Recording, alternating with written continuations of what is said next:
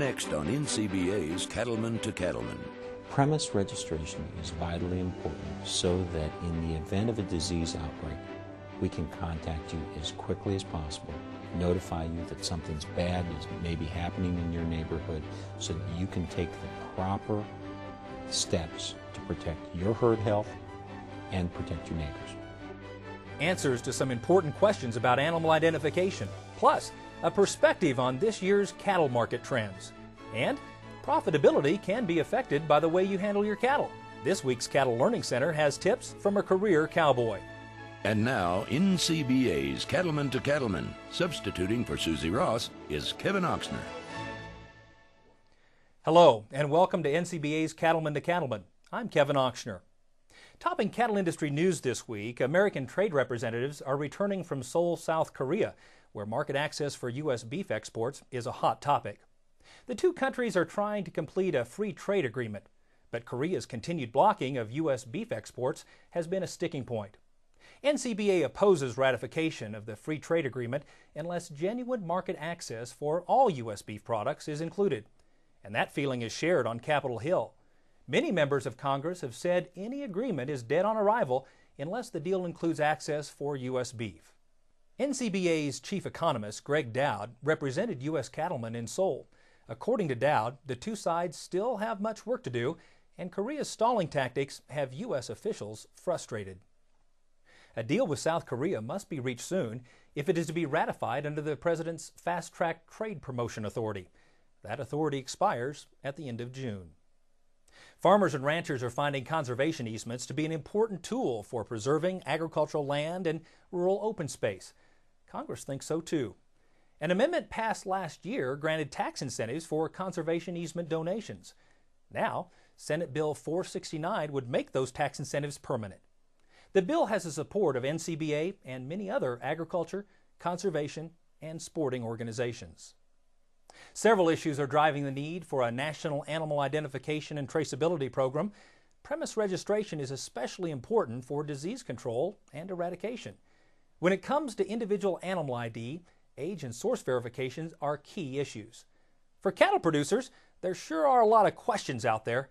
Cattlemen to Cattleman's Jim Whitt caught up with USDA's Bruce Knight for some answers. Cattlemen's Capital Concerns, brought to you by Fort Dodge Animal Health, makers of Cydectin Poron and Triangle Vaccines. Bruce Knight is USDA's Undersecretary for Marketing and Regulatory Programs. What that means in plain English is that puts him squarely in the crosshairs of the national debate on animal ID. We've had a long history of partnership between USDA, state veterinarians, and individual producers about eradicating and controlling devastating animal diseases. Knight says premise registration is the first and most important step for cattlemen. Premise registration is vitally important so that in the event of a disease outbreak, we can contact you as quickly as possible, notify you that something's bad is maybe happening in your neighborhood so that you can take the proper steps to protect your herd health and protect your neighbors. Knight feels a voluntary approach to animal ID is the right way to go, as opposed to a government mandate. There's been a great deal of controversy on whether this program should be voluntary or mandatory. Secretary Joe Hans and I conferred on this, and philosophically, this is such a good idea, but there is no reason for us not to do it voluntarily. We can make the program work on a voluntary basis, and so on the national level, this is truly a voluntary program. He says premise registration is easy and free, and it doesn't require cattlemen to share any sensitive information. If a producer chooses to register their premise, first off, it's absolutely free. They do this with the folks that they've been working with historically, and that's the state veterinarian. In many of the western states, it might be the brand board. Some people criticize the national ID program for moving too slowly, but Knight says the process takes time, and he's pleased with the recent progress. We just achieved the Secretary's first level of goal, which was 25% premise registration. We now want to move to a system that is robust enough to work over the next 2 years. And so we're looking to get critical mass in each of the species. And by that, we need enough animals participating, enough producers participating that in the event of a disease outbreak, we can be operational. In Washington, this is Jim Whitt for NCBA's Cattlemen to Cattleman. You just heard from USDA on animal ID. But what's the agency's outlook on this year's cattle market trends? In this week's Market Watch, another of USDA's top officials, Chief Economist Keith Collins, gives us his take on some current cattle market fundamentals, including feedlot placements. Market Watch, brought to you by Pfizer Animal Health. Now, we started out 2007 with bad weather in January, and that reduced placements in the feedlots. So at the end of January, we had about 3% fewer cattle on feed than a year ago. But I expect that to pick up over the next couple of months. Those cattle are out there. We know that as of January 1st, we had about 1% more cattle outside of feedlots than we had a year ago. So I think as we go through the spring and summer, we'll see placements pick up. We expect beef production to be up about 2% this year. We expect cattle prices will average about $85.50 a hundredweight, up just a little bit from last year. So reasonably good cattle prices, beef production up about on trend, but a little bit higher feed costs. Calf prices have made a nice rebound over the past few weeks, but Collins doubts whether this trend will continue. We've seen quite a rebound in calf prices over the last month. If you go back about a month ago on the futures market, feeder calves were selling for about $92 a hundredweight. Right now they're selling for about $103 a hundredweight. That's a 10 to 12% increase. I don't expect that to continue. What we're going to see, I think, in 2007 is the high corn prices are going to get passed back by cattle feeders by bidding lower for feeder calves. Collins says spring grazing conditions look more promising than in past years, at least in some regions. When we look at the drought conditions right now, they're improved over a year ago. One of the indicators we like to look at is the percent of the national cow inventory in drought areas. A year ago at this time, it was 42% of the national cow inventory was in drought areas. Right now, it's about 23%. It's about half as bad as it was a year ago. And our meteorologists think that the springtime weather patterns look pretty good for the plains, although for the southwestern United States, California, Arizona, New Mexico, they're still calling for pretty dry period through the spring. Specialty markets are another way cattlemen can add value and boost profits. But Collins warns these opportunities have their limits. It's an opportunity, but it's not a huge opportunity at this point. Nevertheless, at USDA, we have a number of certification programs so that producers can have branded products if they produce them according to certain specifications, organic products as well. I see those as growing opportunities, and they're high-value opportunities for cattle producers. It's just that they're not as big as we'd like them to be, but maybe that will come over time. For more market information from the USDA, go to our website at cattlementocattleman.org. Ahead on NCBA's Cattlemen to Cattleman, how low-stress handling techniques can benefit your operation. Plus, a day in the life of a married couple in the Southeast who are working as a team for the beef industry. But first, here's a look at this week's market summary, provided once again by Cattle Facts.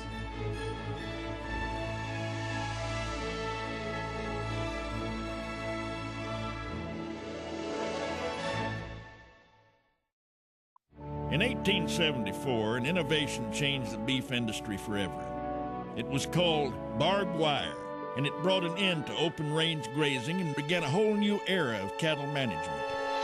Today, there's another breakthrough innovation changing the beef industry. It's called Draxxin, and it's one more way Pfizer Animal Health is working with veterinarians and cattlemen to open up a whole new era in animal health.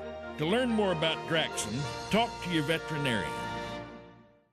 Purina's wind and rain minerals are research tested and field proven to provide balanced mineral nutrition essential for cattle health, growth, and reproduction. They're highly palatable so cattle consume what they need when they need it. And wind and rain minerals special formulation resists the elements so they won't blow out of the feeder and maintain their palatability even if they've been wet. Wind and rain cattle minerals from Purina Mills, building better cattle.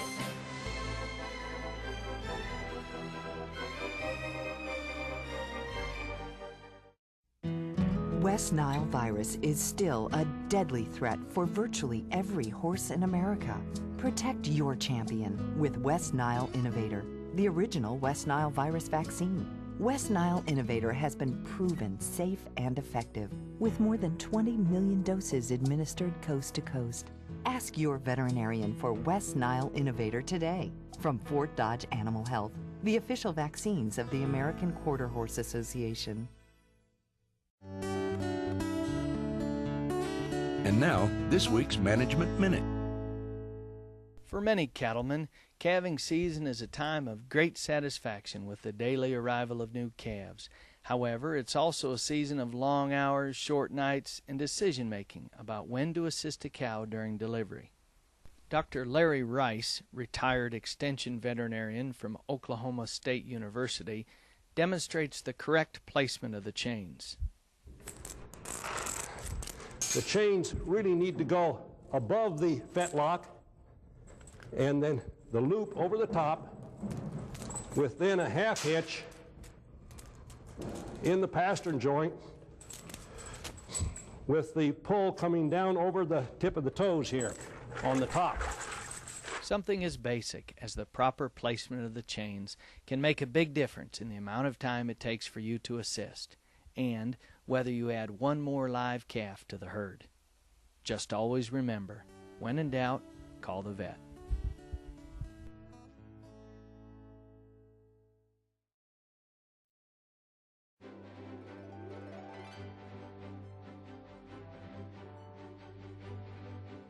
Welcome back to Cattleman. Low-stress handling can make working livestock more enjoyable. In this week's Cattle Learning Center segment, reporter Todd McCartney has tips from a fourth-generation West Texas rancher. Proper handling is just as important when we're afoot in the corral as it was when we were in the pasture.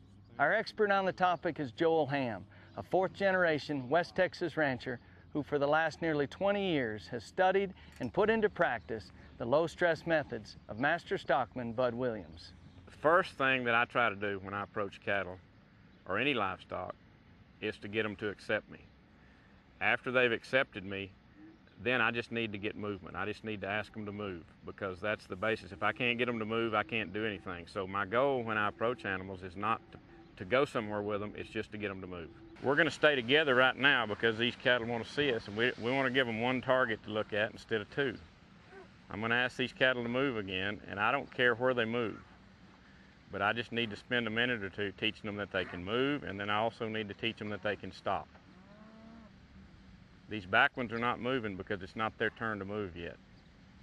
So I'm not going to apply any pressure on the back ones. Cattle don't like to push and shove, and when they start pushing and shoving, then it just builds a stress in the herd. I have to let the cattle tell me where to get and what I need to be doing. If you'll watch these cattle, you'll see their whole countenance change within just a few minutes as they begin to accept us. We're going to teach them that even though we apply a little pressure and ask them to move, that we're going to take the pressure off. As I walk around these cattle, I'm going to walk in as straight a line as possible, because in their mind, then I'm just walking on by. If I arc around them, then I'm going to pull their attention on me even more than it is.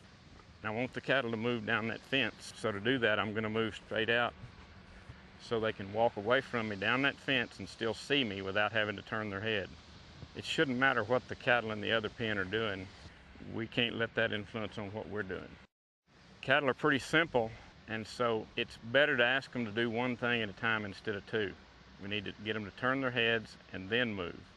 Too many times we ask them to turn their heads and then move in the direction that we want them to all at once. I'm not going to wave my arms or make a lot of noise because I don't want the animal's attention on me. I need their attention on where I want them to go. Now they're learning that they can walk away from us and they don't have to turn their heads as much and keep track of us. If I want to speed the movement up, I can walk against their movement, and it's going to tend to speed up the movement. I need these cattle to go out this gate. Now I've got some movement right here, so I'm going to work with the movement that I've got. I'm going to use these cattle as much as I can. I'm going to use the front cattle to pull the back cattle. I'm not really very concerned about the back cattle. Now that I've got movement going up the fence, I'm going to use that movement to pull these cattle out of the pen if I can. I've got to back up to allow these cattle to get in the movement. I want to get a little movement around the outside edge here. I don't want to stay over on this fence very long. If I do, it'll pull the cattle out to the left. need to be out here. Again, I'm not worried about the back ones because the front ones are going to pull them out. Now to keep the cattle going, I need to go out here. Now to get the back ones, instead of going around behind them, I'm going to apply pressure into the front of them, and they're going to go catch up because the front ones are going to pull the back ones. These are the gentle ones, so sometimes we have to ooch them along. I'm going to stay off to one side so they can see me out of their left eye without having to turn and keep track of me.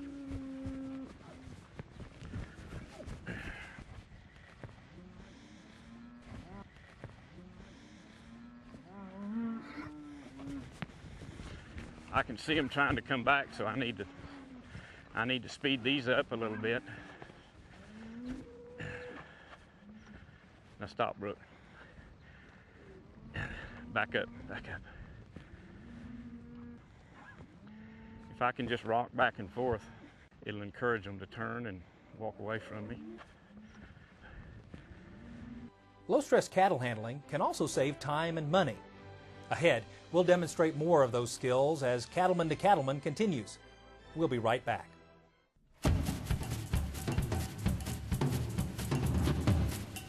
From fresh tomatoes to potatoes and chicken to beef, we're as picky about our quality ingredients as you are.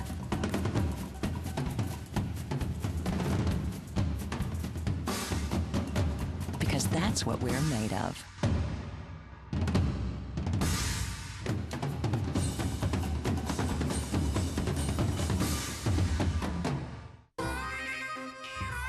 There ain't no bugs on me. There ain't no bugs on me. There may be bugs on some of you mugs, but there ain't no bugs on me. Canine Advantix is the one that repels and kills disease-spreading fleas, ticks, and mosquitoes. Frontline Plus doesn't repel and isn't effective against mosquitoes. So ask your veterinarian for Canine Advantix, the one that repels and kills. Yeah, there may be bugs on some of you mugs, but there ain't no bugs on me.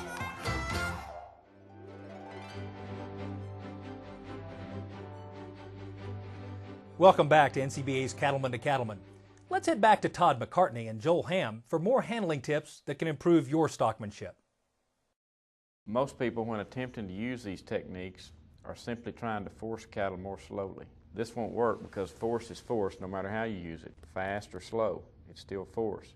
If you try to move cattle by just moving slower, you're going to end up with cattle that are so gentle that they won't move at all. We need to learn to get in the proper position and apply pressure at the right time and release it so that they want to move. We need to fix it up so the animals want to go where we want them to go. Wherever I am or whatever I'm doing, whether I'm working 10 head or 1,000 head, these principles apply. If something's not going well for me, if I'll stop and think, I have violated one of these principles. They like to see you. They like to follow other animals. They like to go in the direction that they're facing. They don't like to be pressured from behind. They like to feel like they're doing what they want to do. And they like to go around you. They don't like you to go around them. And they prefer that you move in straight lines. And if I can remember these principles and work within these principles, things will go well for me. We're seeing a lot of interest. What's creating that interest now? The interest now is mainly due to economics. We know and understand that cattle are going to perform better if we handle them better, and also the availability of labor.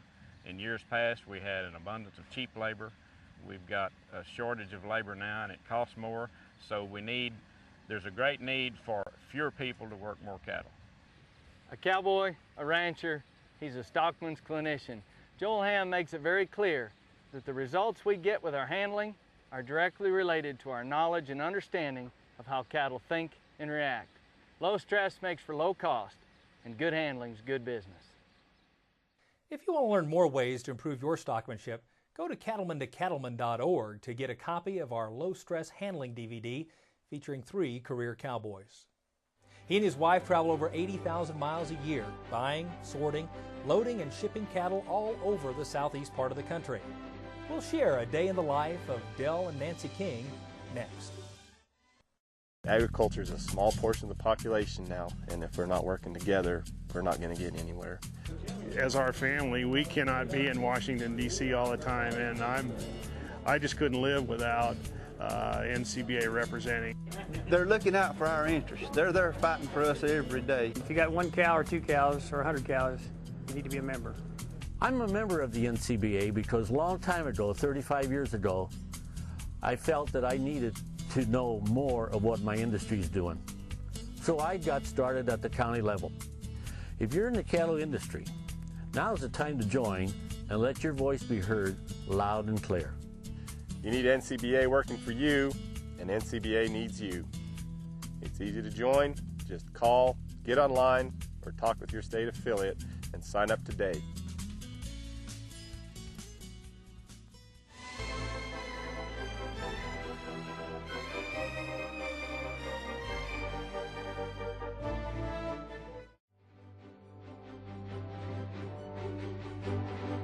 NCBA's Cattlemen to Cattlemen, a television show by cattlemen for cattlemen.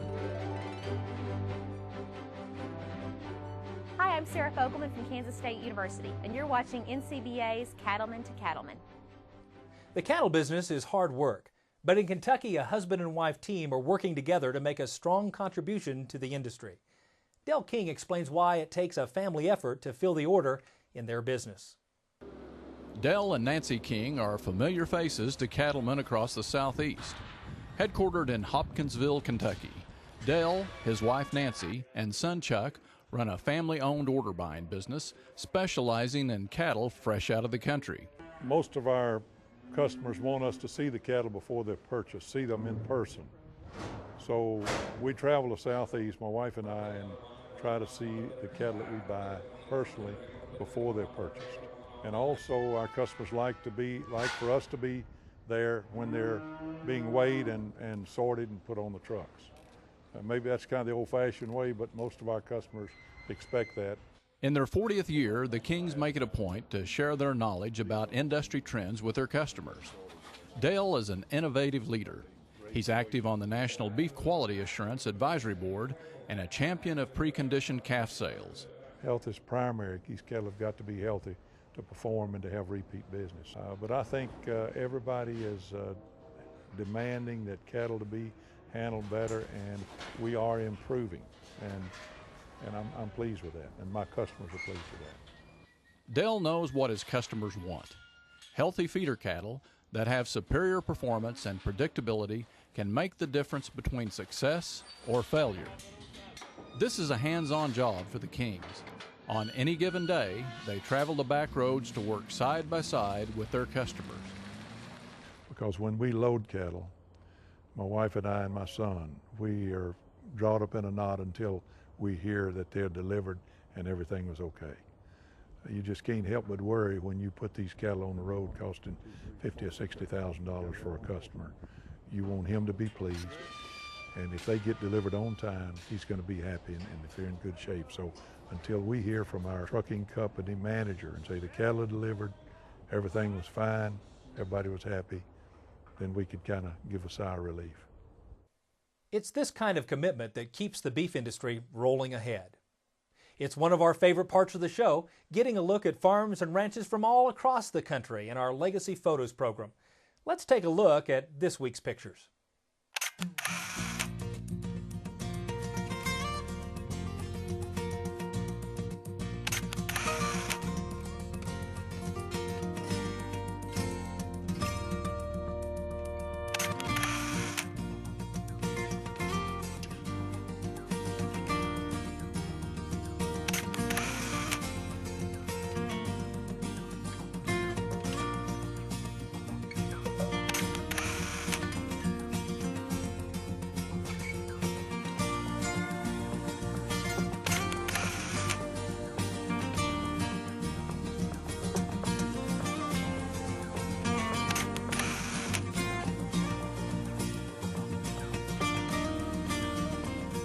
Please keep sending those photos. Head to cattlemen.org and don't forget to include details about your operation. Next week, expert veterinarians show us the proper way to vaccinate your cattle. Plus, we'll hear from the voice behind the checkoff advertising. And as always, the week's news and market headlines. Thanks for joining us on NCBA's Cattlemen to Cattlemen. Be sure to tune in next week.